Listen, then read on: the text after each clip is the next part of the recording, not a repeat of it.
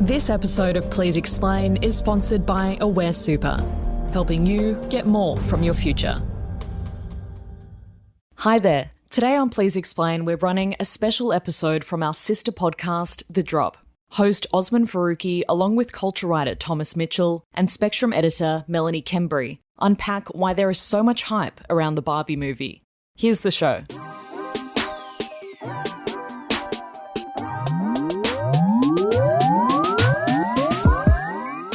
Hey there, I'm Osman Faruqi and this is The Drop, a culture show from the Sydney Morning Herald and The Age, where we dive into the latest in the world of pop culture and entertainment. I'm here with Thomas Mitchell and Mel Kembry. Thomas, since the last time we caught up, you hung out with Tom Cruise. How was that? Yeah, I'm slowly kind of elevating my friendship circle. So you guys are like barely hanging on, just me putting you on notice. It was good. I'm now an operating Thetan, so that's good. Been looking forward to. What level is that? How high up? I think I'm 2000 or something. Every time you meet Tom, you go up a level. Great. No, it was amazing. Obviously, the Mission Impossible premiere this week in Sydney, and had the chance to chat to Tom Cruise, which was very. Yeah, the whole thing was kind of like bizarre. I guess that you don't really get more famous than Tom Cruise, and it was also his birthday. I know you attended the premiere, Oz, and I did. In fact, I sung "Happy Birthday" to Tom Cruise. It was very fun. Yeah, but did you get like? I mean, firstly, he was an incredible chat, and everything people say in terms of like, oh, you know, I thought maybe it was going to be this weird like robot vibe, but he felt when I spoke to him, I got fully sucked in. But then at the same time, I was like, I felt a bit sad that it was his birthday. And I couldn't help thinking of him like going to bed that night, just like on his birthday alone in Sydney. Like it just made me feel sad. And Oz, it was your birthday also this week. Did you experience any of this? I didn't go to bed feeling sad, but I sort of understand what you mean, Thomas. He said to us in the theatre, you know, this is the best birthday he's ever had in his life. I'm like, this guy's 61 years old. You know, he used to live in Sydney when he was married to Nicole Kidman. I guarantee this was not even the best birthday he's had in Sydney in his life. It did. I kind of know what you mean, but also I feel like that's why he is still this charismatic movie star, because he's able to come across as charming, even though every part of you wants to think of him as this weird creep who's just putting it on. But I did feel very charmed by him, even like in a theater.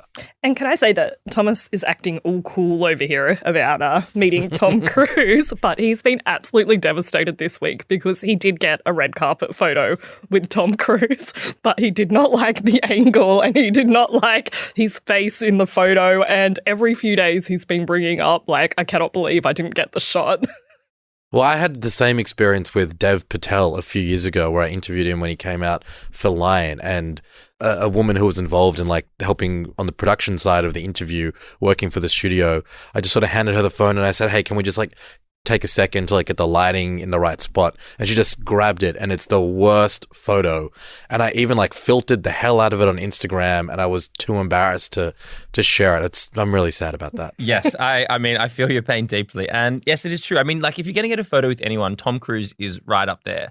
And I ended up putting it on Instagram, but like as soon as I put it up, so many of my friends were like, man, the new Madame Tussauds exhibition looks dope. Because we both just looked like terrifying. And look, I don't want to throw anyone under the bus here. My lovely colleague, I took a photo for her with Tom. She looks amazing. Best photo ever taken in history. She's like, they're both glowing. They look like they've known each other for 30 years. She took my photo and she took it from like below, and the both of us are in this harsh light. I got it back and I was like, but also because of the perspective, and Tom Cruise is a small man, but because of the perspective, you look like a giant. Like you look like the BFG, and he just looks like this petite little creature. It's very funny. I know. So amidst managing to take terrible photos with Tom Cruise, you also did ask him some questions, and one of the things you asked him about has kind of gone semi-viral across the globe. You asked him about his love of cinema and the big releases coming up on July 20th, one of which we're talking about today, Barbie.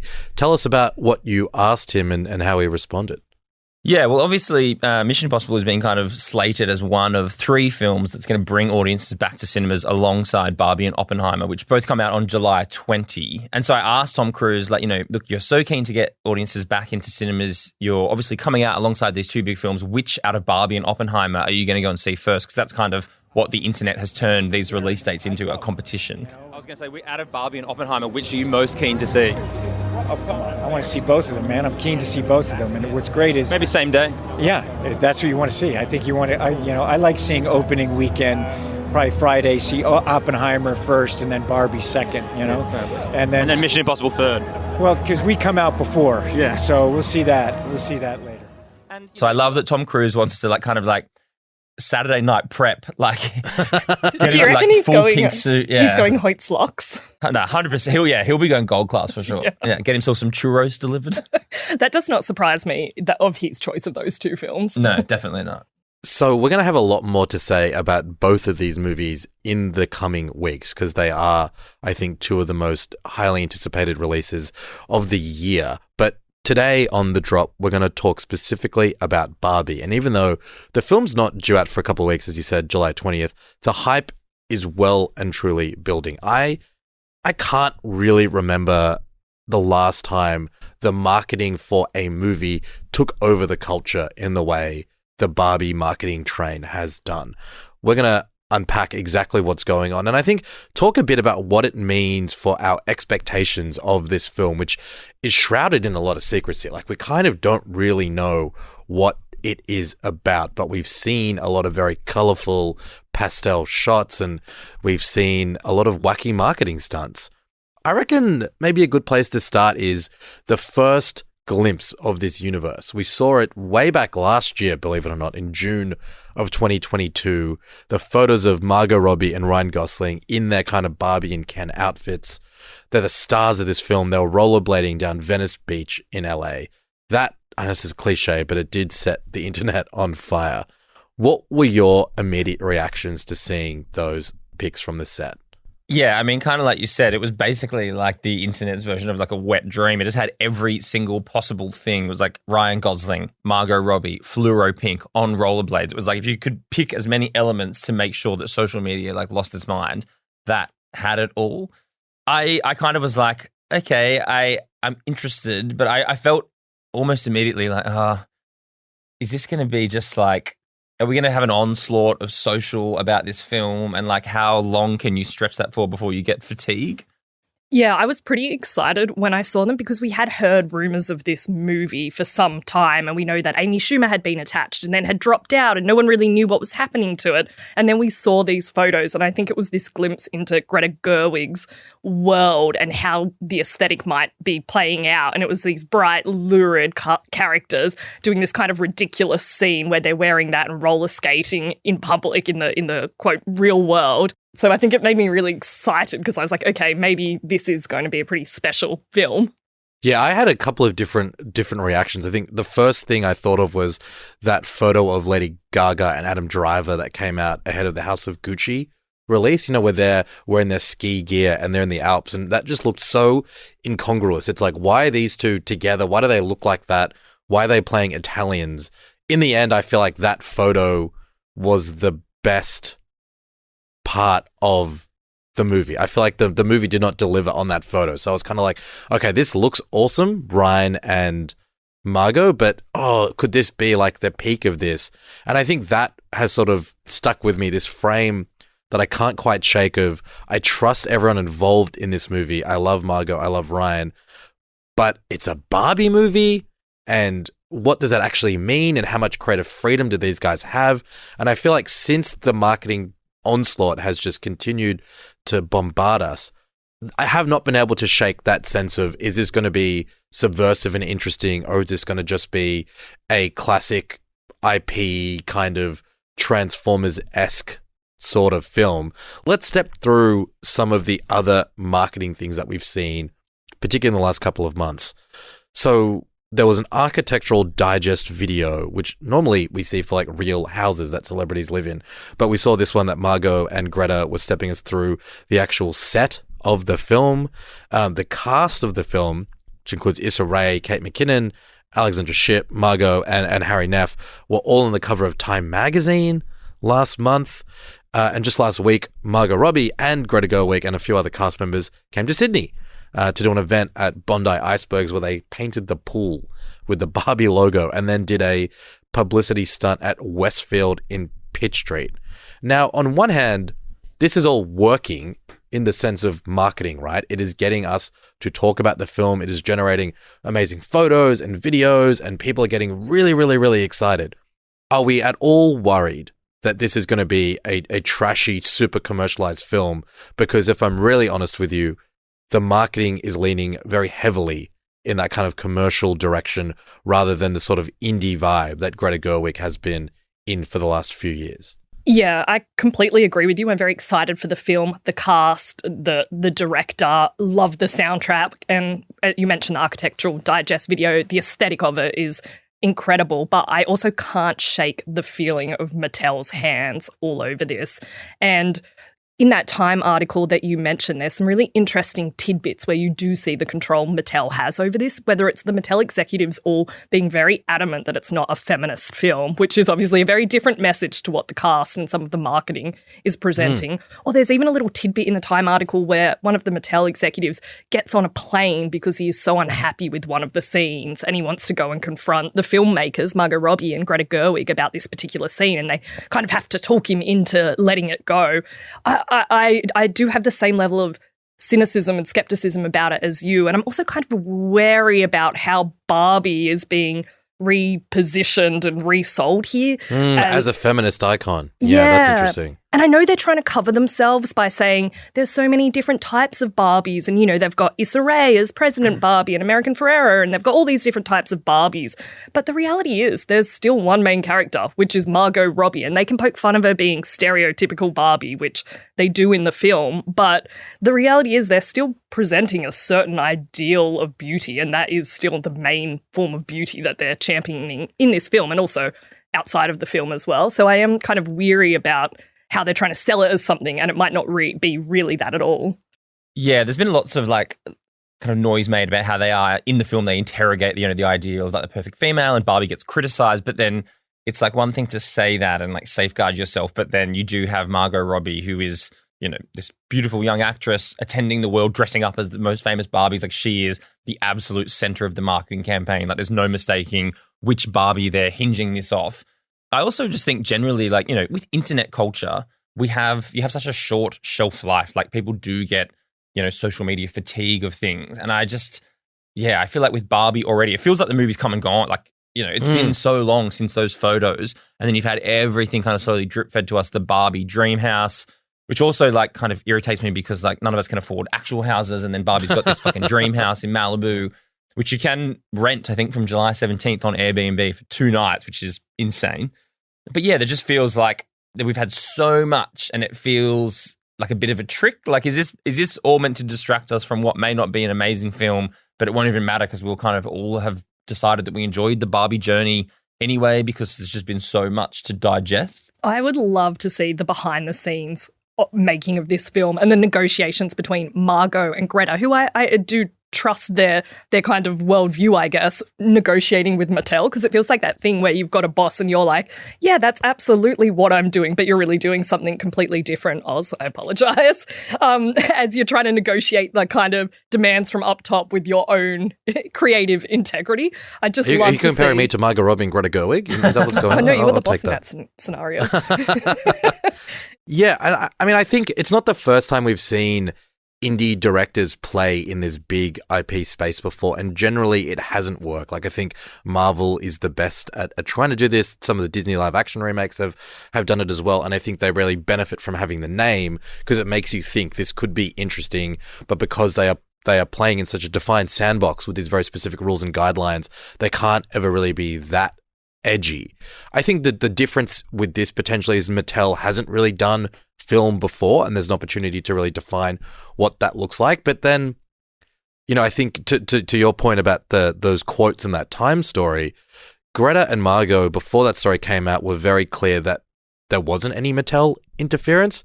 And then in that interview, the Mattel CEO was very happy to be like, oh, no, I flew on set and made Margot act out scenes for me before I signed off on it. And I guess that's the reality of how Hollywood works right now. And maybe the less cynical perspective on it is perhaps and hopefully Margot and Greta have made a movie that is totally true to their vision of like feminism and the way that capitalism works. And we should also mention that our colleague Gary Maddox has seen 30 minutes of this film, and he does think that there is smart stuff going on, even from that brief glimpse. And it's possible that that kind of movie exists, and what they're doing is just leveraging the Mattel marketing machine, because regardless of whether or not Mattel loves the ideas in the movie, it is going to be a massive ad for Barbie. So it suits them. And maybe that's in some ways a perfect outcome, because you've got the fun, indie, subversive vibe, plus a huge marketing campaign that'll get a bunch of normies in, and it's a win-win. Yeah, I think Mattel's going to make a lot of money out of this, because the Barbie doll of Margot Robbie that they've released, it went straight to the top of the Amazon toy sales. And we know that Mattel, and particularly Barbie, has really struggled. Like the Disney princesses have taken her over, Lego's taken Barbie over. They've tried to make Barbie relevant by making her different body shapes and different ethnicities, but I think that they're going to leverage this for all it's worth. And they've got all these brand partnerships with, I think there's like a Gap Barbie jacket, and they're releasing Barbie roller skates, and it's no doubt that they're using this to try to bolster their business and make Barbie relevant for another kind of 64 years. I have found it funny though that like having someone like Greta Gerwig and, kind of like certified indie darling, I've noticed that like amongst my friends who are probably like, the alternative types that love Greta Gerwig for her, like Lady Bird and Little Women and stuff. It's like their secret shame of being normies. They're allowed to get into Barbie because like Greta Gerwig's attached. And so they're all like so pumped about Barbie, pretending because I just like love Greta Gerwig. But I suspect that it's kind of like giving them the green light to indulge. And to be honest, I think we kind of have seen Barbie on the screen before, just not Mattel's Barbie. Like I think about Legally Blonde or Clueless. Like they are versions of Barbie, really, those women. And I kind of see this film as maybe, if it's done well, fitting into that genre. And I think that's why we're willing to give it a go. Like I count myself in that Greta Hive, Thomas. Like I really like Lady Bird. I really liked her take on Little Women, and what Margot has both produced and acted in recently is super interesting. Like she was the producer behind Promising Young Woman, which I thought was a pretty fun and subversive, if not perfect, kind of take on modern gender relations. So I just don't think that she would have signed on to a project like this if it was just going to be a huge, free kick for Mattel and for Barbie. But I'm really struck by something you mentioned earlier, Mel, like about what this is doing for the Barbie franchise of toys. Like Barbie was kind of out of the discourse, right? Like this is, and maybe Mattel will actually release a range of toys that are like diverse in all sorts of different ways, and maybe they deserve to make money off that, whatever. But like I hadn't really thought about how you could invert this, and this movie is going to work for them in rebranding themselves as much as the brand of Barbie is going to help this movie get watched. And I mean, are we happy with that? Are we happy if Barbie comes out with all these toys modeled on America Ferrera and Issa Rae? Is that a win for society, or is it all just a really cynical, reflection on corporate capitalism? And at the end of the day, these toys are probably made in factories where people aren't paid well, and Margot and Greta are all feeding this kind of huge beast. Well, yeah, I think, as we were saying earlier, I do think that the cast are very big on saying that part of this film is like there's not one type of Barbie. There are heaps of Barbies. But the reality is that Barbie is associated with a very particular look. And if they dilute that brand too much and we are all Barbie, then Barbie isn't really anything. So I think they're being a bit two-faced here in trying to pretend that this film is about Barbie being everyone. And like, I do find Margot Robbie's slippage into the Barbie character off the screen kind of weird. You know how during this whole tour she's been wearing Barbie's outfits? I kind of find that very odd, and I know it's part of the marketing. Yeah, she used to have a big brand deal with Chanel, and she would often just wear Chanel stuff. But I think she's been dripping in Moschino, which has this Barbie fashion, which to be honest I think suits her more than the other stuff. But you're right that she's kind of it's like when our friend from Elvis was just doing the voice all the time. It's like she's forgotten that she's not actually Barbie. Yeah, and I don't want that kind of aspirational beauty anymore. Like, I thought we'd kind of moved past that. And I think that is what she's selling. It's aspiration to be like Margot Robbie, and that's the type of certain kind of beauty that she You're like, where is embodies. the bookish Barbie? When is it coming? Yeah. But I do also think, I don't know if you guys have been seeing much of the Barbiecore trend. Yeah. Are you big on the Barbiecore trend, Oz? I don't know if I'm across Barbiecore. Talk me through this. Oh, Barbiecore. So it's gone off on TikTok, and it's largely tied to this movie, but it's this kind of very high femininity, very high artificial kind of makeup and look, and it's tied to the film, but also this return to early 2000s culture. People like Paris Hilton and all of those figures getting a revisioning. Yeah, so I think there's this wider cultural moment that this film is also sitting into and feeding into. Which is very smart because, like, it's such a good audience to tap into. They're, like, the age and demographic that are going to probably go and see this film, and we all have such a kind of this, like, almost perverse nostalgia for like the 90s and noughties, and Barbie has, despite the fact it's been around since the 50s, really tapped into that as well. Even the song, like the Aqua song, was like, when did that come out? In the noughties? Yeah, in the 90s. Yeah. From a like I'm presuming the advertising execs at Mattel and Warner Brothers will be getting like mad bonuses because it's been marketed and pitched so well. What the movie is remains to be seen. I mean, I've got Barbiecore nails. That's how much it's filtered God, through. you do. Yeah, I feel like, and in the focus on the marketing side of things, which is the point of this episode, we will talk about the movie when we actually get an opportunity to see it. But I feel like maybe people listening might think that we're not excited for this film or we're too cynical about it. I think I kind of the opposite. Like I said at the start, I do trust Greta Gerwig and Margot Robbie. I think this will be a pretty interesting movie one way or another, but I think it is worth dissecting where it sort of fits in the broader context and who stands to benefit from all these things. I really think that point about fashion and style regressing to the early 2000s is really important because this movie is tapping into that, but it's not leading it. Like, this is a trend that's been going on for like 12, 18 months. The return of the midriff, the return of miniskirts, scrunchies, all that sort of stuff is happening. And I know a lot of people, like, I think quite rightly, point out that was like, there's a good reason we ditched those kinds of trends because they were extremely, I guess, discriminatory to anyone who wasn't a very slim, like, white woman. And it was very narrowing in terms of what was seen as attractive. I find it really interesting that is coming back really, really, really fast. And I'm curious as to how Barbie will deal with it beyond just saying, we've got Issa Rae, we've got Harry Neff, who's trans, we've got America Ferrera. I mean, all of those people are still very objectively, like, attractive. I don't often say this, but I am interested to see what the discourse is like after this movie comes out. I feel like there's going to be hot takes aplenty. Yeah, there will be. I personally just hope that the SMP belt comes back. That was some of my, the SMP belt represents a really good time in my life. And little blonde tips. The blonde tips, yeah, slogan shirts from JJ's. You could maybe get some butterfly clips for your hair. Oh, I'd love that. Yeah. I mean, I'm thinking about going blonde again. I had a blonde era a couple of years ago, and I was thinking about what I wanted to wear to the premiere.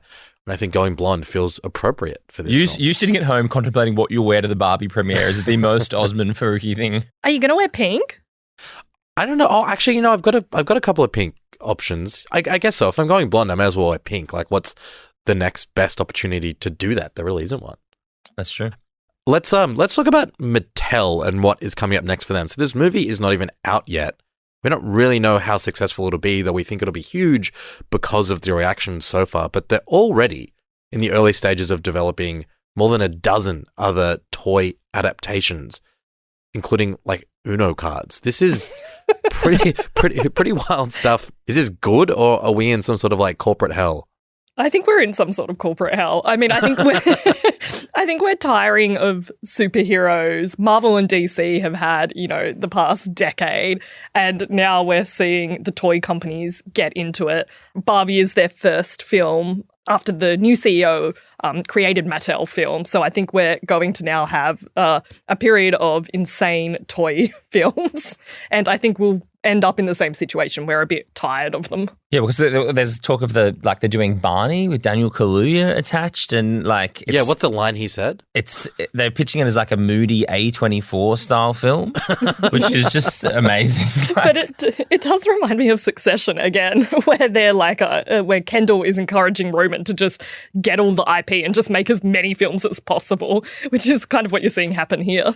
Yeah, and we saw it with Hasbro, right? They do G.I. Joe and Transformers, and they've been making those movies for a while. And this is a spoiler for the new Transformers movie, Rise of the Beasts or War of the Beasts or whatever it's called. At the end of that movie, and if you don't want to get spoiled, tune out. But hopefully 99% of the people listening to this don't care enough about the 7th installment of the Transformers franchise.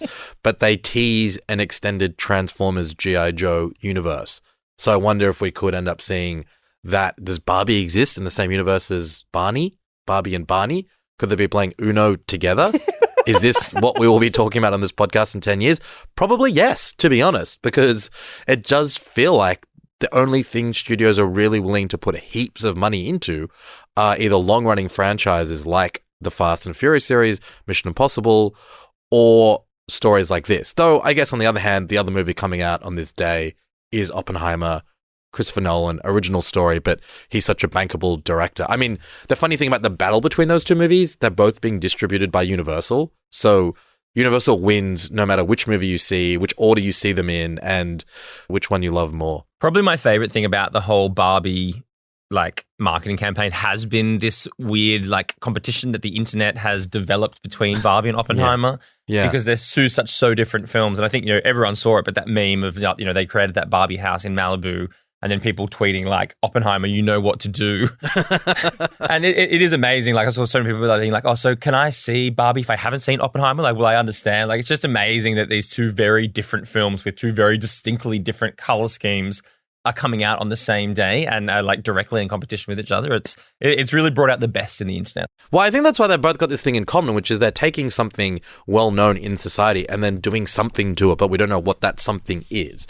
Something is happening in the Barbie world that changes things for her and puts her on this journey of, I don't know, feminist self-discovery or whatever. And we don't quite know what that is. Oppenheimer is a story of Oppenheimer, the guy that led the Manhattan Project and created the first nuclear bomb. But it's Christopher Nolan, and we know he likes to play with time and space. So will this lead to some sort of interdimensional wormhole? We don't really know. Cinema Nova here in Melbourne is counter-programming them, so that they've taken out a bunch of cinemas and they're just running them back and forth one after the other, all opening weekend. I'm excited to see both of them. Like Tom, I'm probably going to do Oppenheimer first and then Barbie, but I am also just excited that it might bring heaps of people back to movie theaters in the way that Top Gun did, and particularly with something like Barbie, maybe a lot of younger people. I feel like Top Gun, the gender breakdown on Top Gun's box office was actually way more even than I think people thought. It sort of seemed like this macho, bro-y kind of a film, but women made up a big chunk of box office receipts for that.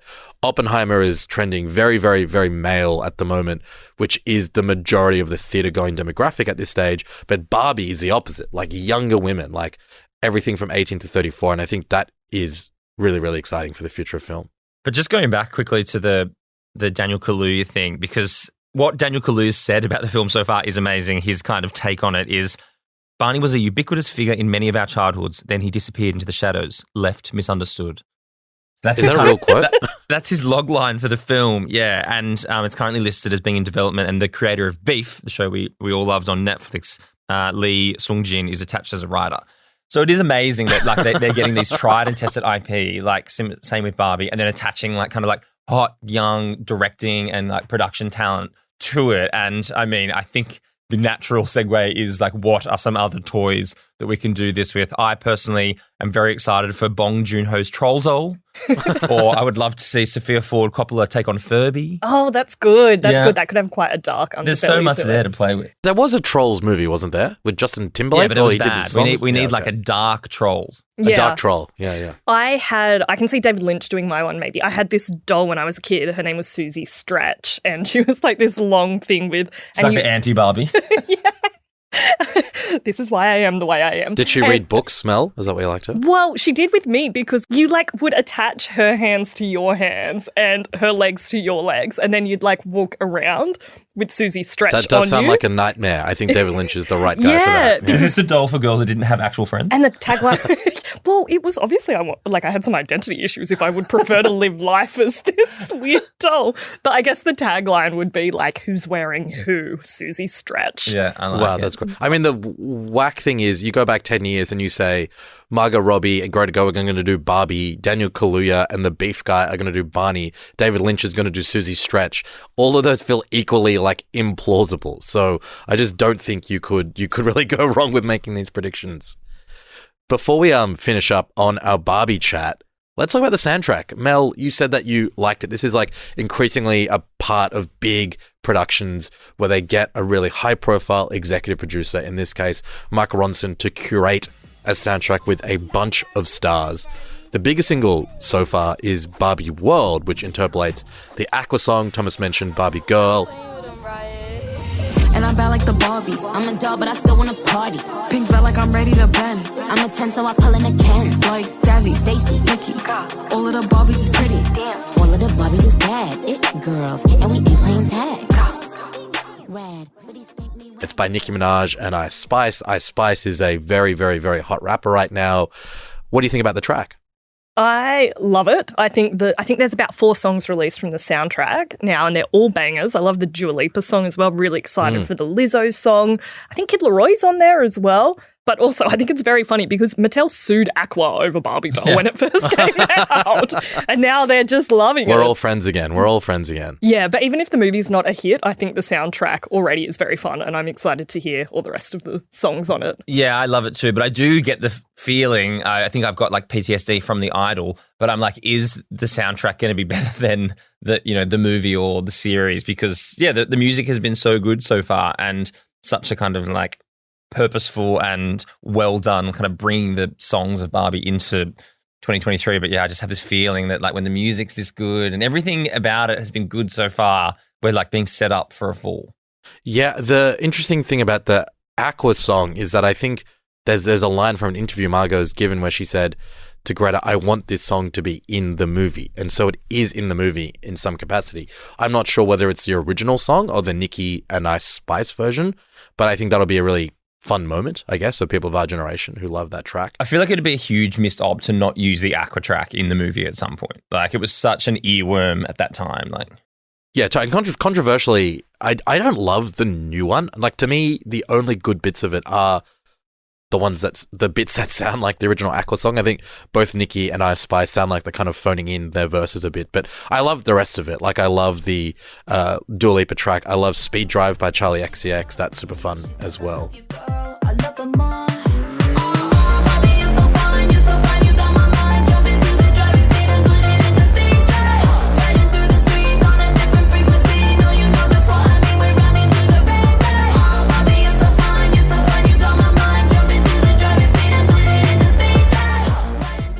Before we wrap up on Barbie chat, Tom Cruise and I are seeing Oppenheimer and then Barbie. Do you guys have a game plan for this one?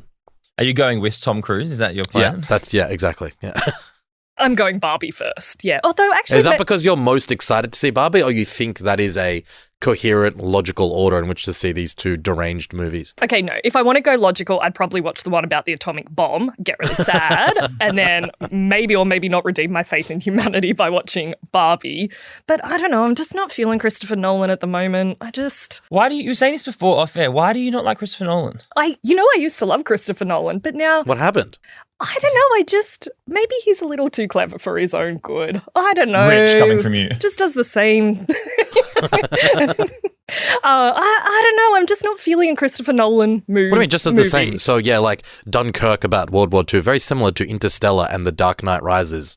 Yes, exactly. And literally I said this to Mel off air. I was like, Dark Knight Rises is a great movie. And she's like, oh, so earnest. I'm like, man, Christopher Nolan, love him. I know, but then I don't want to have to hear everyone have to discuss like, oh, what actually happened in that moment? Like when Tenet came out and everyone was talking about what was it actually about. Sometimes I'm like, it's just probably not a great film if no one knows what it is actually about. It's about a fake girl in a pink house in Malibu. yeah. I think I'm going to go and do the double. Like I feel like it's rare that you get these kind of, like big moments where people are excited about films and it's become a thing now. And I'm like, you know what? Yeah, I will sacrifice a day to just go and see both movies. I'll probably see Barbie first and then Oppenheimer second. I feel like Oppenheimer, that can bleed into the night. And then after that, I can just kind of like go and take the edge off with a drink or something. But yeah, I plan to see them both on the same day. And will you be making any aesthetic choices when you go and see Barbie? I'm going to go top half Barbie and then bottom half Oppenheimer. I don't even know what that means. Yeah.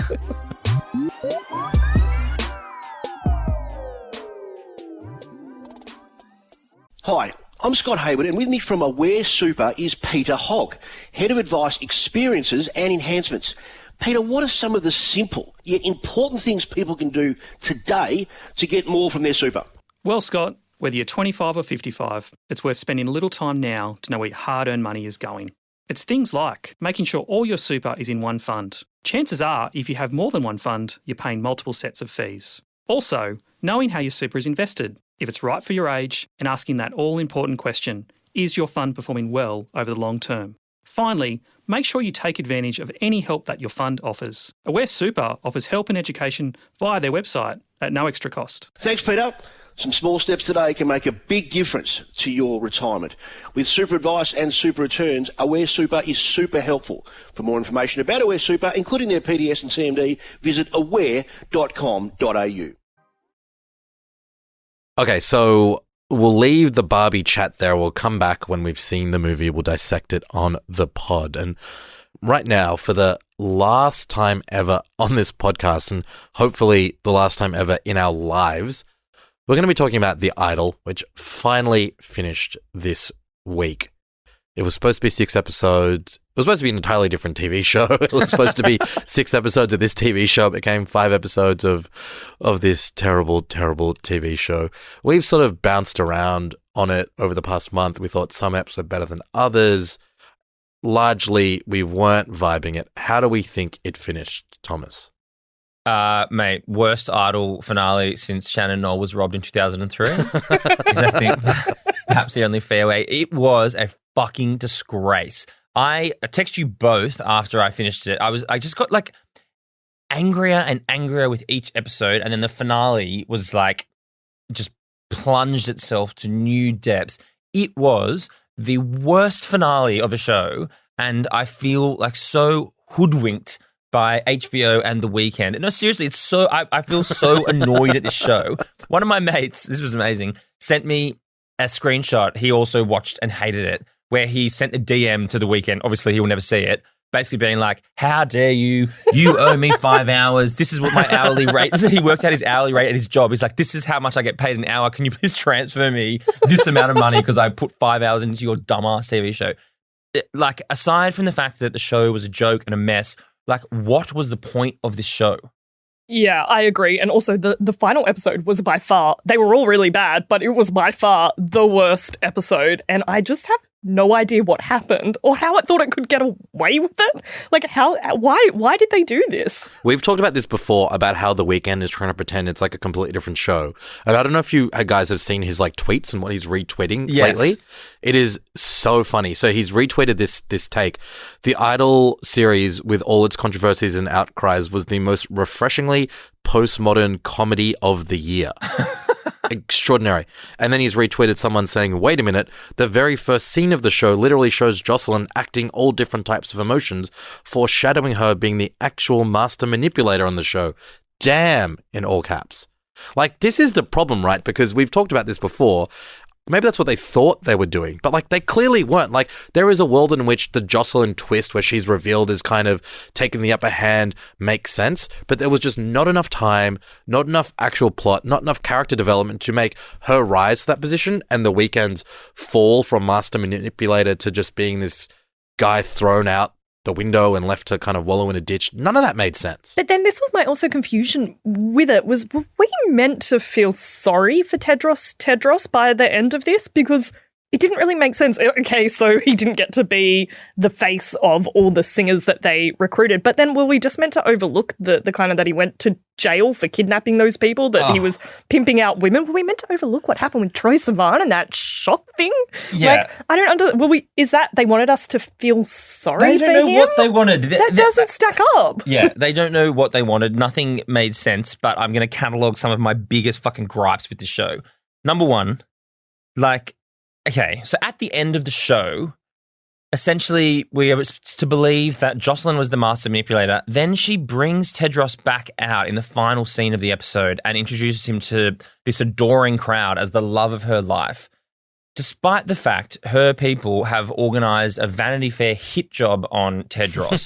So if Jocelyn in this world, as a pop star, was to then declare that love of her life was this horrible man who had held women hostage, who had been to jail, she would be cancelled. Like, that would be the end of Jocelyn. Like, that would be career suicide. I had not even thought about that. That is a very, very good That would point. be career suicide for her to bring out this guy on stage. So that makes zero sense.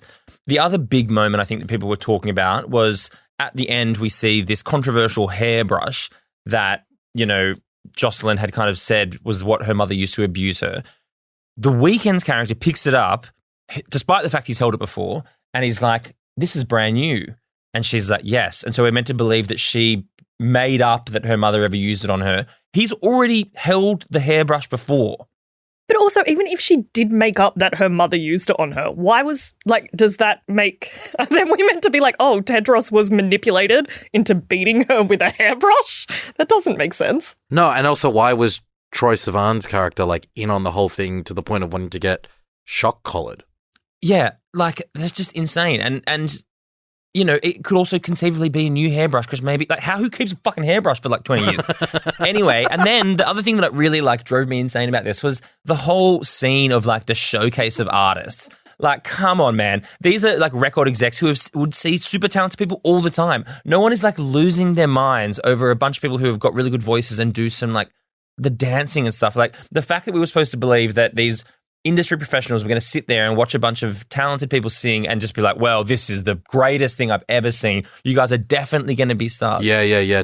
Eli Roth's character, Fink, he's like supposed to be this super hard-ass guy. And he's like, wow, you absolute weirdo underage kids are so good at this musical theater nonsense. It's going to be the biggest tour of all time. Yeah. Like, also, what happened to Dan Levy? He was like in this for 30 seconds, being part of the kind of music industry side of things. He never came back at all. Yeah. And like, Jocelyn's meant to be a pop star in the vein of like, you kind of like, you know, Britney Spears or Charlie XCX or Dua Lipa, whatever. Like, as if her demographic are going to be into the weird supergroup of like Troye Sivan and Isaac and that girl who sings about crocodiles. Like, Also, can we talk about Jocelyn's dancing in that scene? That was when she was just... every move was so literal with the lyrics. She did the bow and arrow thing, but then also a lot of it, she was just like rolling around on the floor, kind of like when my little dog gets kind of an itchy back. Like, she was just kind of writhing around. There was no real movement. It was very confusing. Yeah, do we think she's really selling out stadiums with her music? And it's like, I'm not sure if I want to see Jocelyn, but damn, she's got Isaac and the Crocodile Girl.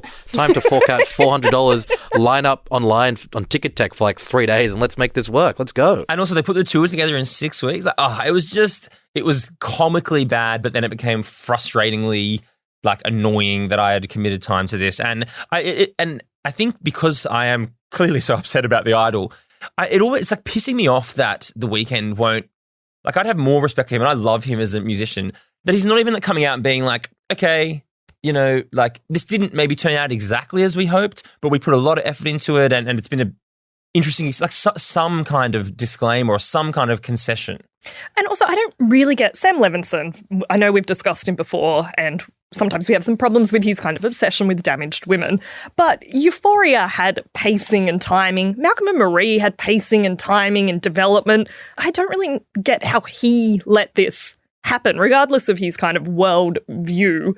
He does seem to know how to make a show, and I don't really know how he's allowed this to happen. Yeah, let's talk about who won and lost out of this show. So I feel like Lily Rose Depp, we didn't know heaps about her kind of acting ability. She had a couple of singles.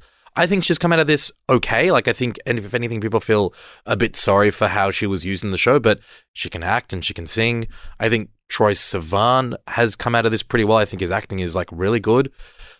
I think The Weeknd and Sam Levinson came into the show with huge expectations, huge critical acclaim, and I think they've really, really, really ruined their reputations. I reckon, yeah, the stench will stay with them the longest for sure, because they're both obviously that their hands are like all over it and famously so. Whereas Lily Rose Depp, I think people are like almost feel sorry for her Yeah, I agree, and I do think the songs that she made are quite bangers. Yeah. So she did prove that she's got a diverse talent range. But yeah, I think she did the best with what she had available, and it does seem like it's not so much her acting that was wrong. It was the script, it was the direction, it was the way it was put together as a show. So yeah, I think definitely Weekend and Sam. Yeah, I'm probably most fascinated with where Sam Levinson goes because he was so hot after Euphoria, and I guess HBO was willing to greenlight anything. After this, I mean, he probably will still get another show up, but I don't think it'll be on the same terms, both financially and in terms of the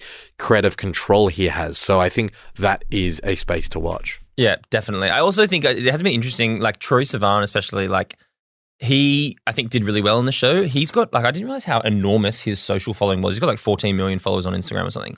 I noticed the other day, like he barely posts about the show, barely posted about the finale. Like it's interesting to see when you have these big projects and which have obviously been completed ages ago, and then the people involved get to like see how the public are reacting. It's always interesting to see like what their response is, and you know, like Lily Rose Depp and The Weeknd obviously like posting about it all the time, but Troye was very like barely on his grid, barely post Instagram stories about it, like clearly distancing himself from the show.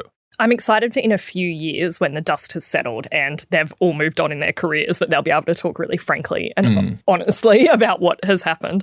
But I did just want to shout out, there was one part that really got me in this last episode, and it was when Tedros was trying to get in to see Lily Rose Depp before her stadium tour, and the security guard is like, who are you? And he's like, I'm Tedros. And they're like, Tedros who? And I was like, that's really like, that's the best moment of the episode, making him say Tedros. Yeah, there was also a couple of gags, I think, when Eli Roth's character, Tetris, Super Mario Brothers, whatever this guy is. He was the only one that made me laugh the whole show. His lines were great. He almost felt like he was taking the piss out of the show. Like he was so, yeah. Definitely.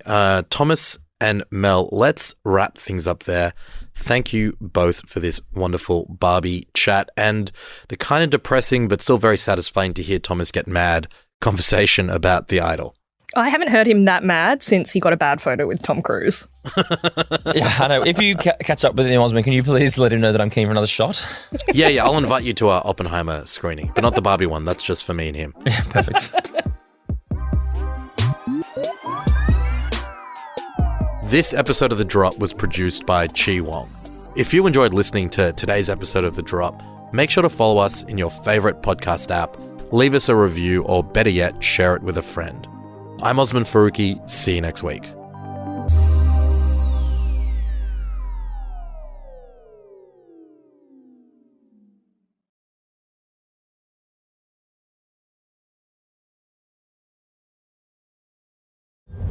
This episode of Please Explain was brought to you by Aware Super.